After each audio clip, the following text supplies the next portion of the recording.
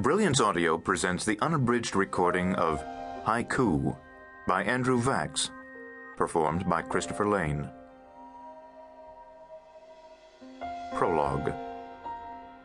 Just before dawn, bitterly corrosive cold has descended, creating a bleak concrete wasteland.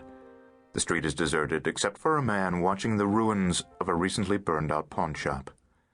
The man is as motionless as the dead-eyed lamppost beneath which he stands, a single blotch of shadow in a street of many. The firefighters have been gone for hours, leaving the ravaged building slathered in yellow plastic warning signs. The man is wrapped in layers of discarded carpet roughly stitched together to form a sleeveless coat. His head is covered by a hooded sweatshirt worn over a dark woolen watch cap.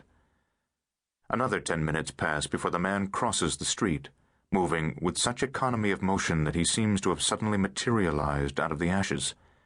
Again the man becomes a shadow, one among many. As dawn begins to threaten the darkness, the man makes his way to what was once the edge of the burned-out building. Spotting a cast-iron bathtub, he lifts one end without apparent effort, before gently lowering it back to the ground a few feet from its original position. The man flows to his knees and thrusts his hands deeply into the newly exposed bed of ashes. A faint gleam attracts his eye, a stainless steel appliance of some kind. He pushes it aside, quickly covers it with ashes, and continues to dig. Light from the east is beginning to slice between buildings as the man stands up. His hands disappear under his coat. As if propelled by the throbbing sunlight at his back, the man starts walking. By the time he reaches an abandoned pier, the winter sun is blazing in a cloudless sky. The man seems to disappear into the pier itself. In a capsule, far too small to be called a room, the man shrugs off his outer garments and examines his new acquisition. A handcrafted notebook fully wrapped in oxblood leather, fastened by a tongue and groove of the same material. Its heavy pages are slightly yellowed, confirming its status as a thing of beauty from another time. The man examines each page, using a long thumbnail to separate those that had been age-welded together.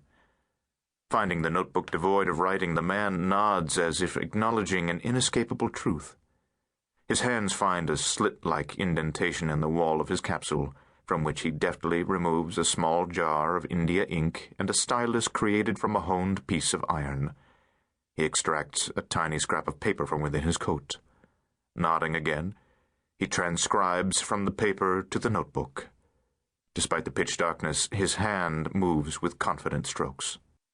His task completed, the man tears the scrap into minute fragments. Satisfied, he inserts the notebook into a leather pouch sewn inside his coat. It fits as if created for that very purpose. Only then does the man lie on his back, pull the coat over him as a blanket, and close his eyes. Sleep comes instantly. 1. This is the big one, Ho. The man wearing 3 raincoats whispered to me, his thin, reedy voice stilled with the absolute certainty possessed only by a true believer. He did not face me directly as he spoke. His eyes were focused somewhere beyond the night's horizon. Every winter, Michael lines his raincoats with discarded tickets he collects from the floor of a nearby OTB parlor. He armors himself with what they symbolize, that all the world gambles, but most do so without skill. This is the only warmth he needs. Michael sees himself as a master of logic, scornful of amateurs. His faith is as unshakable as his contempt for those who worship the false idol they call luck. That his logic is founded on faith would never occur to him, and I have never pointed it out. It is not my place to do so. I renounced all such conduct long ago, and I have stayed true to my vow. Yes, I said. All I said. It's a mortal luck, he assured me. Michael had once enjoyed a higher